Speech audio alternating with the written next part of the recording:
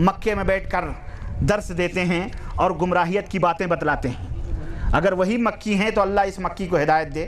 سمجھ رہے ہیں؟ تو اس طرح کی سیرت النبی کی باتیں ایسا کرتا. اللہ سے بالمشافہ گفتگو کیا یعنی اگر ان کی مراد اس سے یہ ہے کہ اللہ کو دیکھا ہے انہوں نے اور اللہ کو دیکھ کر کے ایسی بات کی نعوذ باللہ، تو یہ تو حرام ہے، جھوٹ ہے. البتہ اللہ سے باقاعدے گفتگو جو ہے اللہ اور اس کے رسول کے درمیان گفتگو وہاں پر ہوئی ہے، اور اللہ نے اپنے نبی سے ڈائریکٹ گفتگو کی ہے. ڈائریکٹ بولو گفتگو کی ہے.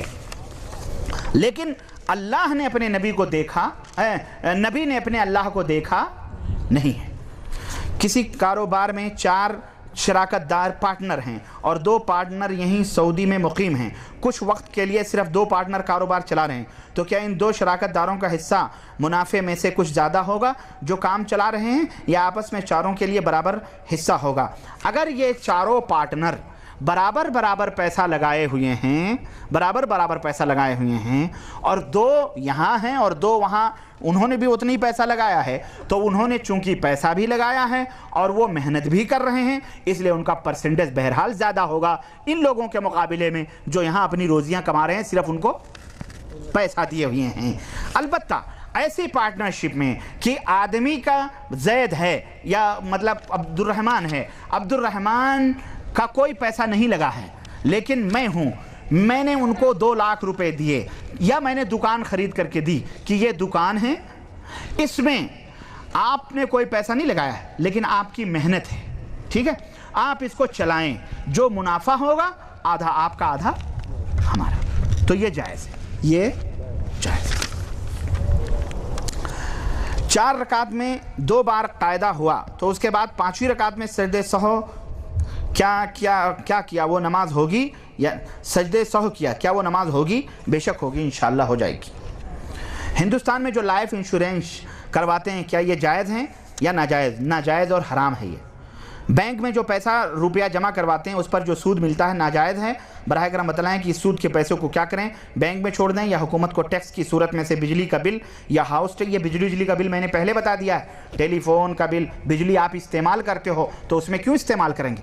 میں نے بتایا آپ کو جس چیز گورنمنٹ جس کے بدلے آپ کو دیتی ہے، یعنی آپ اس چیز کے بدلے کچھ لیتے ہو، وہ حرام ہے اس میں دینا. البتہ جس میں کچھ نہیں آپ کو ملتا ہے اس کی شکل میں نے پوری ابھی تھوڑی دیر میں میں نے آپ کو بتلا دی.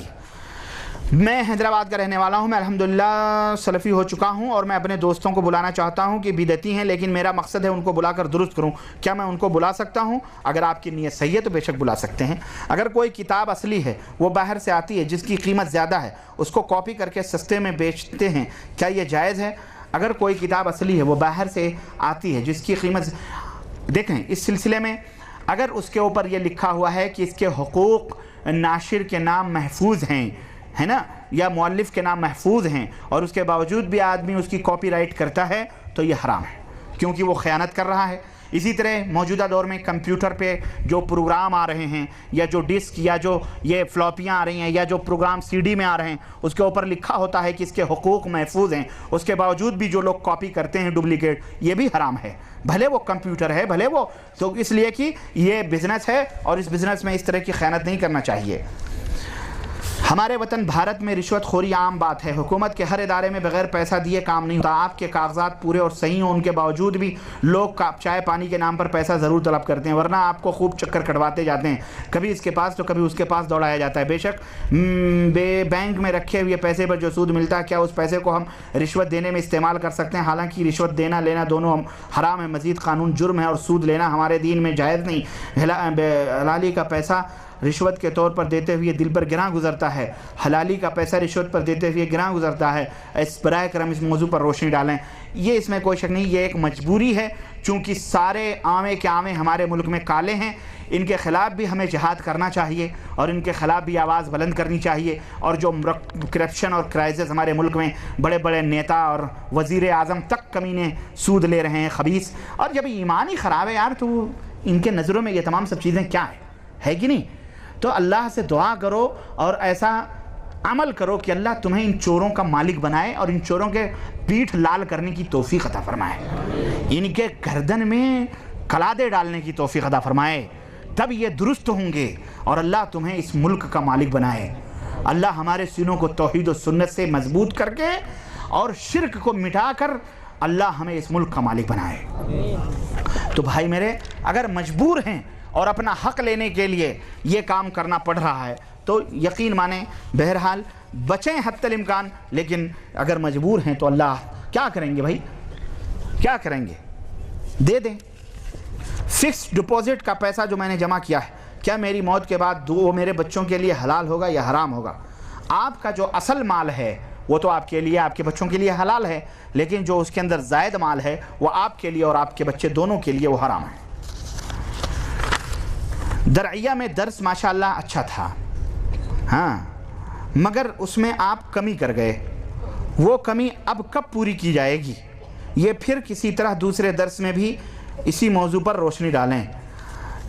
دیکھیں، کمی تو بہرحال میں کوشش کرتا ہوں کہ وہ کوئی کمی نہ ہو، موضوع کو حتی الامکان میں واضح طور پر کھول کے بیان کر کے اور اس کے جتنے بھی زاویے ہیں ان زاویوں پر روشنی ڈالنے کی کوشش کرتا ہوں، لیکن میں بھی انسان ہوں، اور یہ جو مسلسل آپ لوگ 30 دن یہ جعلیات والے مجھے نچوڑ رہے ہیں، اور اللہ کی قسم آپ بھی، میں کوئی کمپیوٹر کوئی مشین تو نہیں ہوں، یہ جو میں بول رہا ہوں ظاہر ہے یہ میں انسان ہوں، میں تیاریاں کرتا ہوں، یہ لوگ مجھے کیا مشین سمجھے ہوئے ہیں۔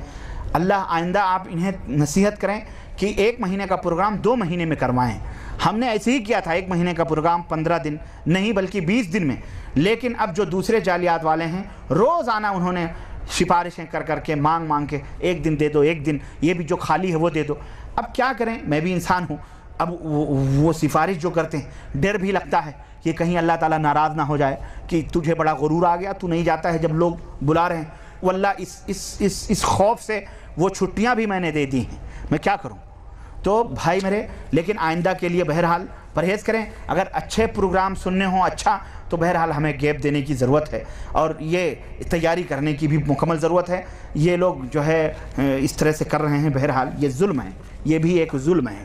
بہرحال مسلم ریاست یا غیر مسلم ریاست میں مسلم لڑکیاں بطور نرس کے کام کرتی ہیں، جائز؟ اگر وہ پردے سے کرتی ہیں تو جائز ہے، ناجائز اگر بے پردگی کے ساتھ، جیسے ہمارے ملکوں میں ڈاکٹر بھی کیا کہتے ہیں، اور سیلس مین بھی، اور بزنس مین بھی، اور جو آفسوں میں بیٹھے ہیں آفس سیکریٹریاں، یہ سیکنڈ بیوی کے نام پہ رکھے ہوئے ہیں، ان کو یہ سراسر حرام ہے۔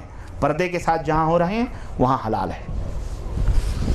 ماشاءاللہ یہ تو بہت لمبا ہے۔ بہرحال آج کے اس تجارتی دور میں ہم مسلمان اپنے، یہ ذرا سا میں بہت لمبا ہے بھائی، اس کو میں ذرا اخیر میں رکھتا ہوں، یہ ذرا سا میں چھوٹے چھوٹے سوالات کا جواب دے دوں، میں کھڑے میں بھی تھک گیا ہوں، سمجھ رہے ہیں؟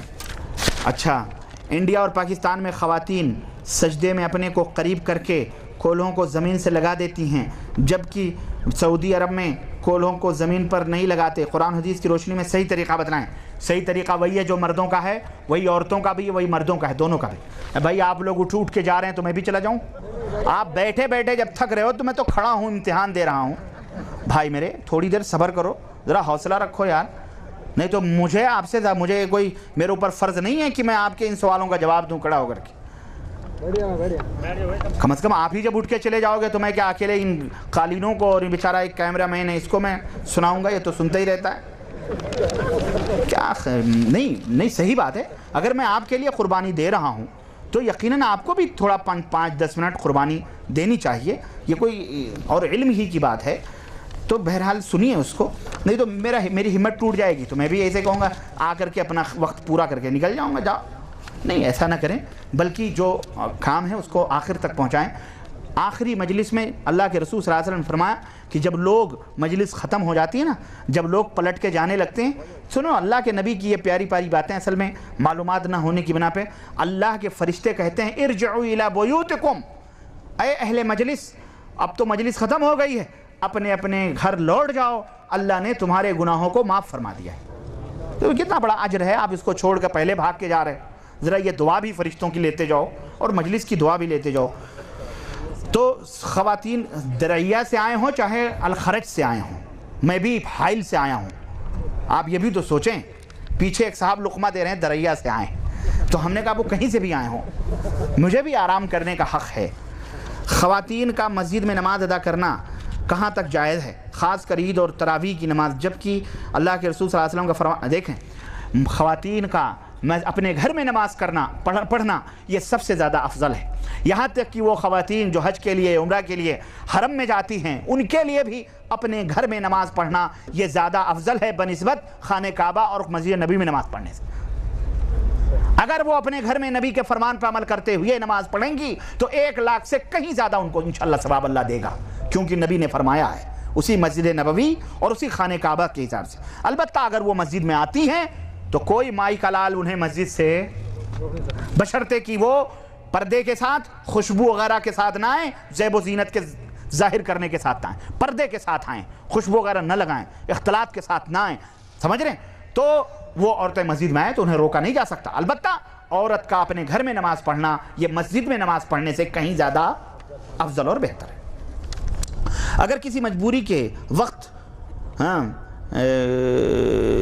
اگر کسی مجبوری کے وقت کیوں کو کپ کے بغان سے پتہ نہیں یہ کہ صاف لکھیں ذرا, اللہ آپ کو جزائے خیر دے.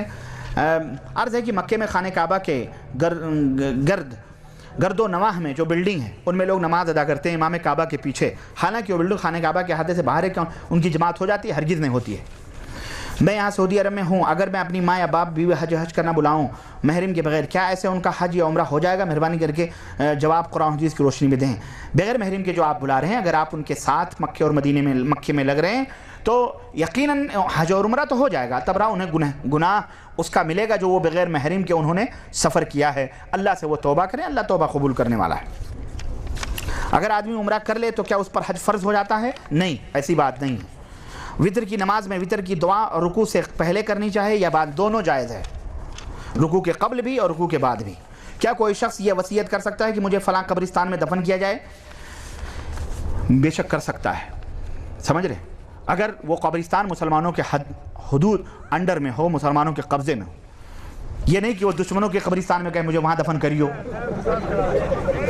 تو جان ہتھیلی پہ رکھ کے آپ جائیں وہاں اس کی وصیت پہ عمل کرنے کے لیے. یا کوئی ہندوستان پاکستان میں مرے اور کہے مجھے مدینے یا مکے کی قبر میں دفن کرنا, تو بیچارہ کہاں سے کرے گا دفن, سمجھ رہے.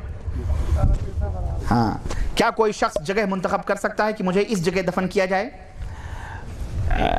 ایسا تو نہیں ہے, ایسا نہیں کہ کوئی جگہ متعین کرے.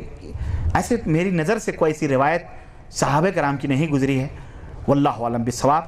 اگر آپ کو پتہ ہو یا علم ہو تو آپ لوگوں میں سے کوئی بتائے, مجھے تو ایسا علم نہیں ہے. کیا کوئی شخص مرنے سے پہلے اپنی قبر تیار کروا سکتا؟ نہیں, یہ تمام سب چیزیں یہ سجادہ نشین وغیرہ کرواتے ہیں. یہ تشریح بیان کریں 4 الفاظ کی تشریح بیان کریں. نیز یہ بھی بتانا ہے کہ ان میں کیا فرق ہے, یعنی ان کے معنی کیا ہیں؟ پیغمبر, انبیاء, نبی, رسول.